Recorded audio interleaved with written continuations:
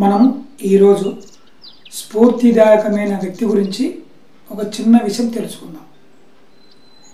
భారతరత్న శ్రీ అబ్దుల్ కలాం గారు రాష్ట్రపతి అయినాక ఒకసారి తిరువనంతపురంలో కేరళ రాజభవన్లో జరిగిన కార్యక్రమంలో పాల్గొన్నారు. ఆ కార్యక్రమానికి అబ్దుల్ కలాం గారు ఇద్దరు వ్యక్తులను ఆహ్వానించడానికి అవకాశం ఉంది. అప్పుడు అబ్దుల్ కలాం గారు ఏం చేశారు? చాలామంది తమ హోదాకు తగ్గ వ్యక్తులను ఆహ్వానిస్తారు, కానీ అబ్దుల్ కలాం గారు ఏం చేశారు అంటే ఒక చెప్పులు కుట్టే వ్యక్తిని, అలాగే చిన్న హోటల్ యజమానిని ఆహ్వానించారు. వాళ్ళిద్దరిని ఎందుకు ఆహ్వానించారు అంటే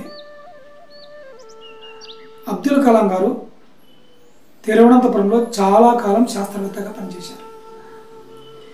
శాస్త్రవేత్తగా పనిచేసిన కాలంలో ఆ ఇద్దరితో చాలా సన్నిహితంగా ఉండేవారు. ఆ ఇద్దరితో పరిచయం ఉండేది. ఆ పరిచయాన్ని మర్చిపోకుండా రాష్ట్రపతి అయినా కూడా ఆ కార్యక్రమానికి ఆహ్వానించాలంటే ఆ ఇద్దరు వ్యక్తుల్ని ఆహ్వానించారు. అంటే తెలుసుకోండి, ఎంత ఎత్తుకు ఎదిగినా కానీ ఒదిగి ఉండాలి అనేది అబ్దుల్ కలాం చూసి మనం నేర్చుకోవాలి.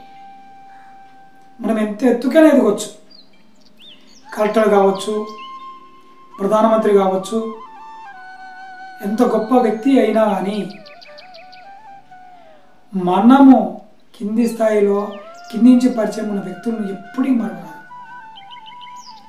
అంత అత్యున్నత స్థాయిలో ఉన్న వ్యక్తి అబ్దుల్ కలాం గారు గతంలో తనకు పరిచయం ఉన్న వ్యక్తులను మర్చిపోకుండా వారిని ఆవరించాలంటే ఎంత గొప్ప వ్యక్తి తెలుసుకోండి.